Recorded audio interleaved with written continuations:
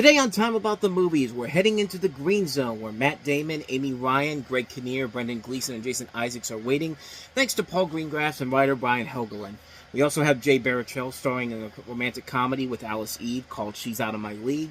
We have Robert Pattinson going out of the Twilight game for a little bit to try to make it on his own, and not really leading up to anything that great, except for an ending that you will never forget, and not in a good way, Remember Me.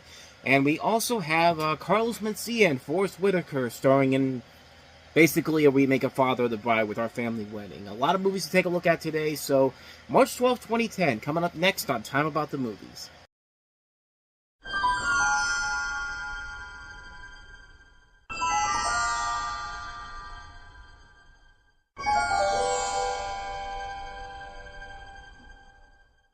You're off reservation for a reason. What is it? Now! I came here to find weapons and save lives. There's a problem with the intelligence. You want to know what truth is? Gotta find Magellan. You set up whatever you need to set up, I'm bringing him in. Magellan's the best source we ever had. Stay out of this, Miller. Something's going on here. Put your game face on. I know what you did. You have no idea who you're dealing with. Go! Take him out. I'm bringing you in. Green Zone, rated R, in theaters March 12th. Welcome to Time About the Movies, where today we're taking a look at the 4 films released on March 12, 2010. And that's our first movie that we have here, Paul Greengrass' latest film, Green Zone. The key players in this film are General Muhammad Al-Rawi, played by Yigal Nayo. I don't know if I'm pronouncing these names right, so bear with me. Who is hiding in Baghdad during the invasion of Iraq, and U.S. Army Chief Warrant Officer Roy Miller, played by Matt Damon, who's a mobile exploitation team leader searching for Iraqi weapons of mass destruction. Miller finds that the majority of the intel given to him is inaccurate. His efforts to find the true story about the weapons are blocked by the U.S. Department of Defense official Clark Poundstone, played by Greg Kinnear, and the cast also includes names like Brendan Gleeson, Amy Ryan, Khalid Abdallah, and Jason Isaacs. So you got a lot of good people in here. You got a good cast, a good director in Paul Greengrass coming off of the Bourne movies, and Brian Helgeland, who is an Academy Award-winning writer. I mean, the guy has, there's a lot of things about this movie that should work, and for the most part, it does. It's a very good war movie. It's a very good film that you do get invested in. The action sequences overall are top-notch. The storytelling is very good. And there's a lot of things about it that do work in general. It's a very good movie about the story of the Green Zone in Baghdad during the invasion of Iraq. And the big question I think a lot of people were wondering here is that why the hell did you release this in March? Like, this feels like a movie that should be contending for Oscars, honestly, but Universal kind of dumped it out in March in general, and I'm starting to realize that Universal was on kind of a rough stretch during this point in time. I mean, they had a couple of movies that were not big successes. I don't think they really had a huge... I think the last big success they had at that point was Fast and Furious in April of 2009, but I could be wrong on that, but I think between Fast and Furious and then the summertime when they had Despicable Me, they had like flop after flop after flop, and Universal was kind of in a rough stretch at that point. And this is one of those movies where I think just bad placement in the release schedule really hurt it in the long run. Not to mention they spent $40 million on the marketing plus $100 million on the budget. Yeah, this thing was never going to make its money back in the month of March, and it only ended up making $94 million worldwide. And that's a shame, because the movie actually isn't that bad. It's actually a very enjoyable, well-made film. I think it is a very good film, and I think it works because all the actors are game, and it does a very good job of giving you the feeling that you're in this invasion that they're involved in. And yeah, it's no Hurt Locker, it's no The Kingdom, but it certainly is a lot better than I think people will give it credit for. It's definitely a movie that I would say is one you want to check out. It's a very underrated Paul Greengrass film.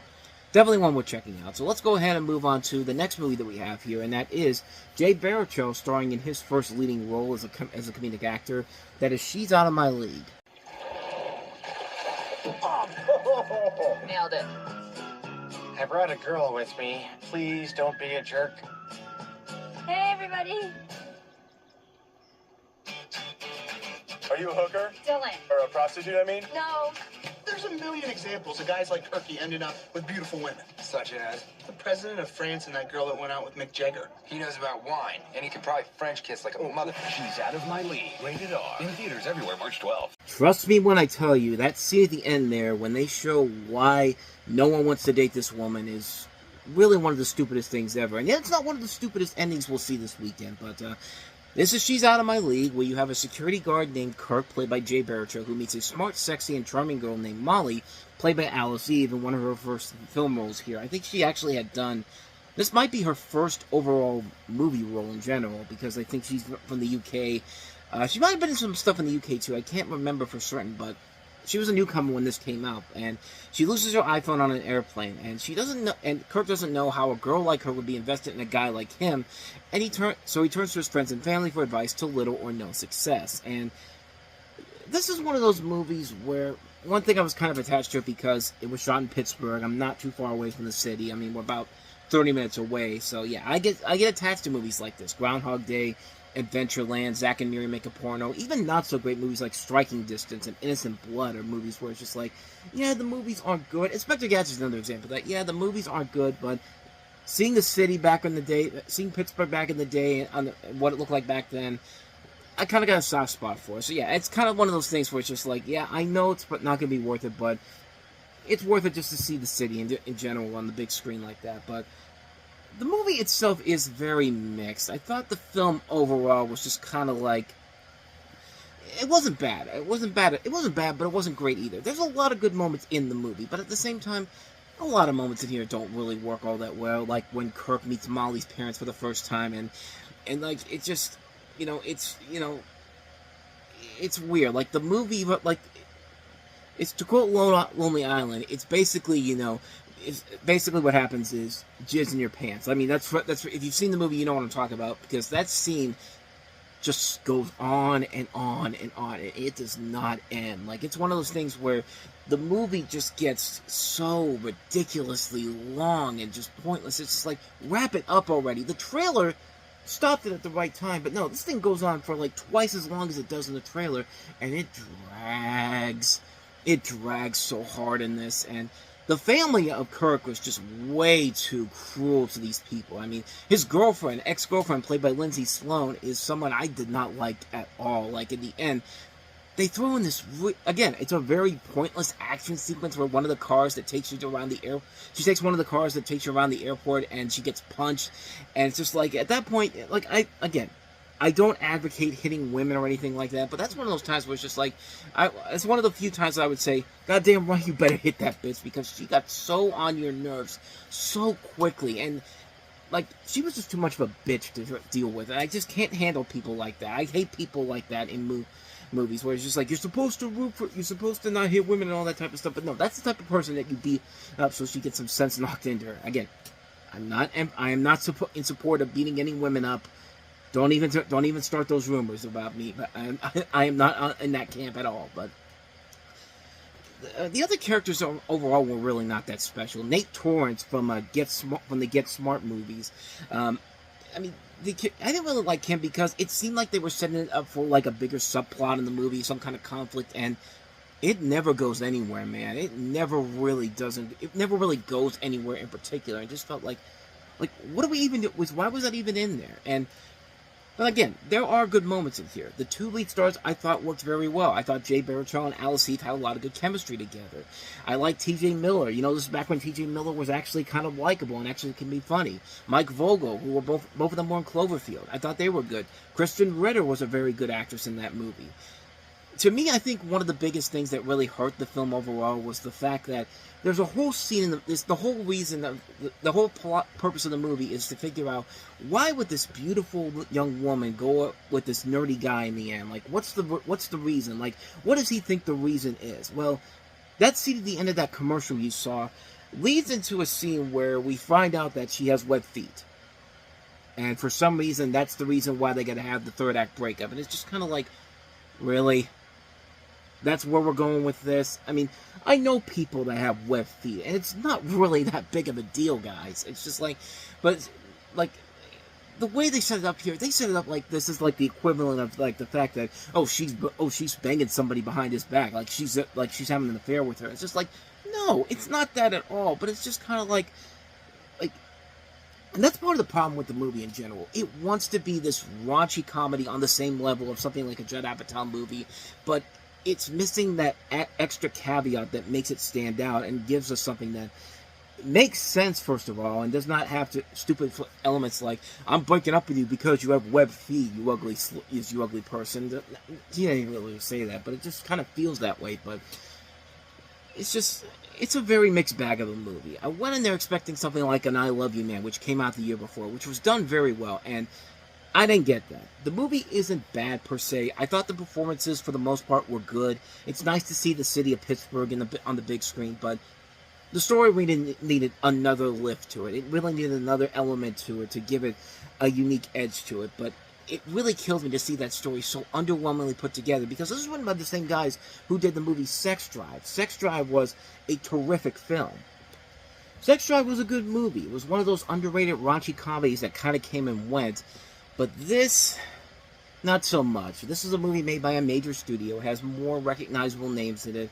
And you could tell they were trying to do something unique and different. And it just didn't work, unfortunately. So, mixed bag of an opinion. I didn't like the movie, but I didn't hate it either. I just felt very underwhelmed by the end result of it. So that's how she's out of my league. So let's go ahead and move on to the big daddy of them all. The worst movie this weekend. One of the worst movies of the year. Not even bad for the movie itself, but just for the way that it had the balls to try to do something at the end where it's just like, oh, screw you. This is Robert Pattinson in Remember Me. Date sociology majors. I'm undecided. About what? Everything. Help. This girl, her life seeped into me. My dad doesn't know what's going on right now. You're kind of lost, aren't you? I'm not going anywhere.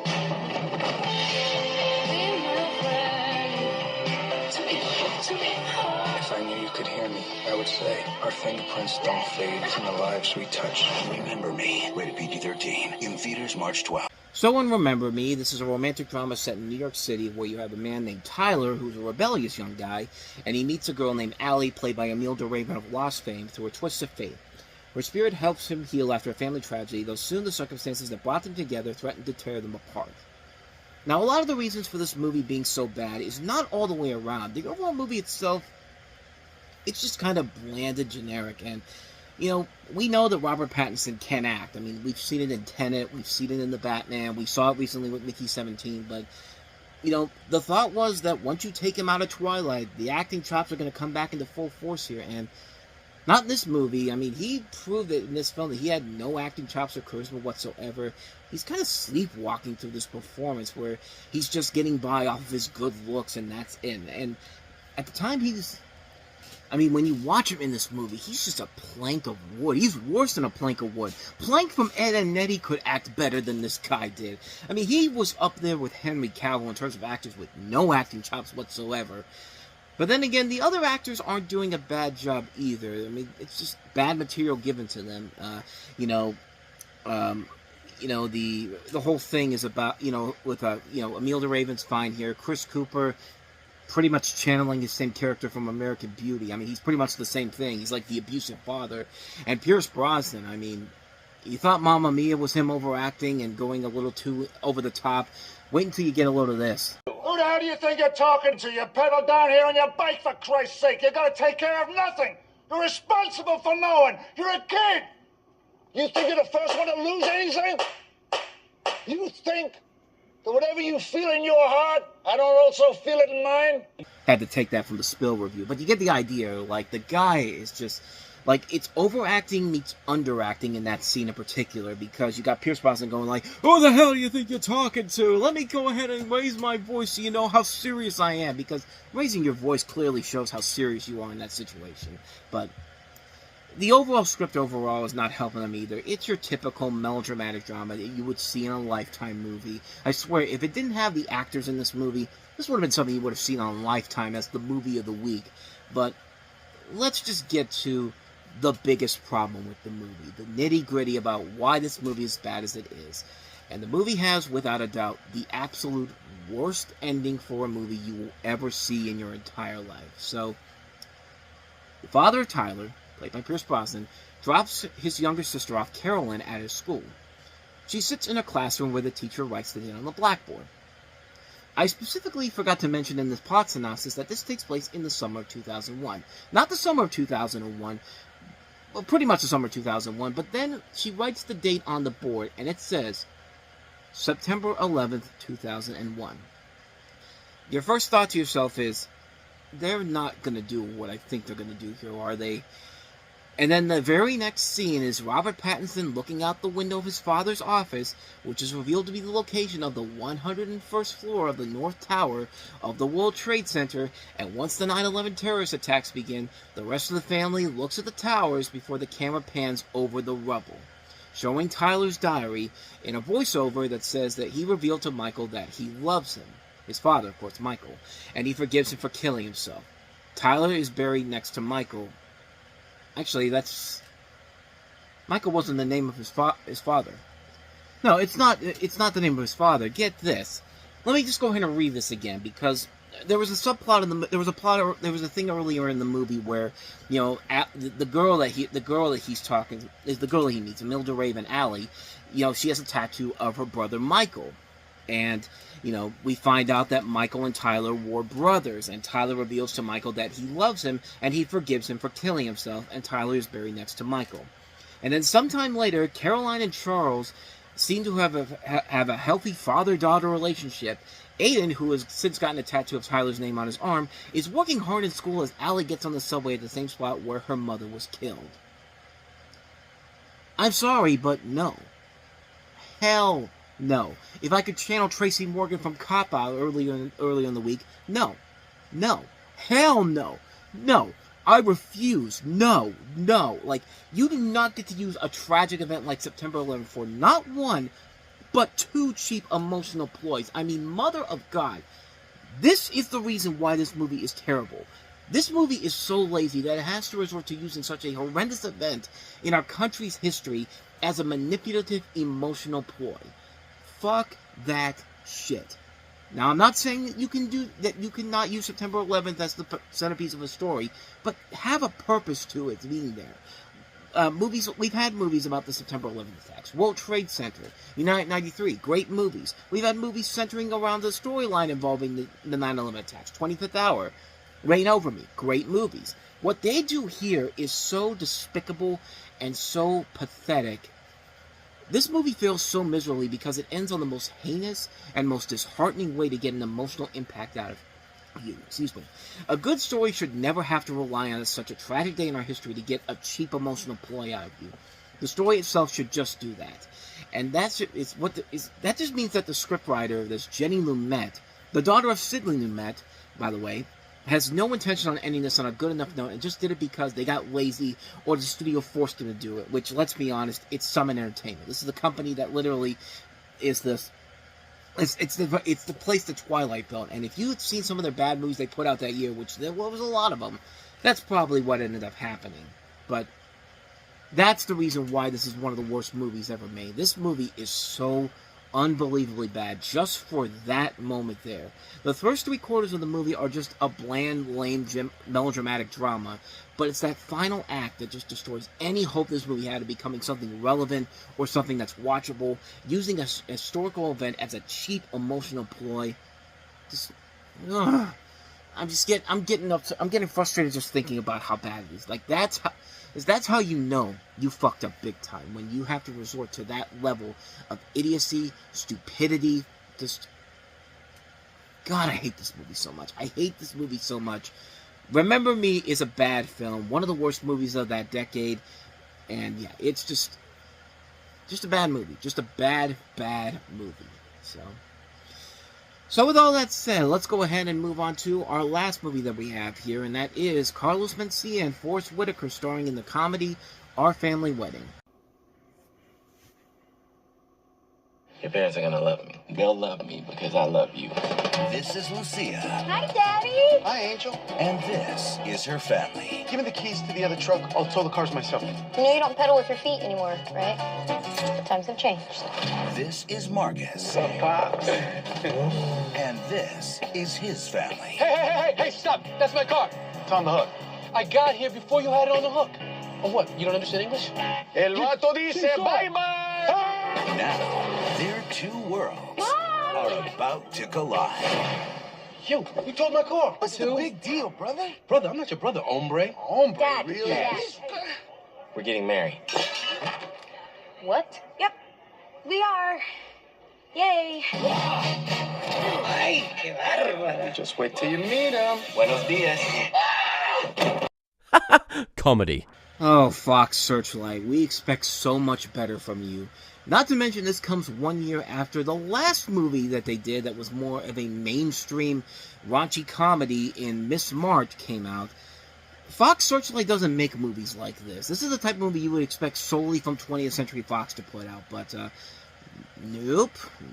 Fox Searchlight came in and said, "We'll take it from you. I mean, we've had so many great movies on our namesake. We need a couple of bad movies here and there, and this is definitely one of those really, really bad ones." So, as you see from the trailer there, it follows an African-American man played by Lance Gross and a Mexican-American woman, America Ferrera from Ugly Betty, getting married and their respective fathers, Forrest Whitaker and Carlos Mencia, causing hijinks with one another towards their special day.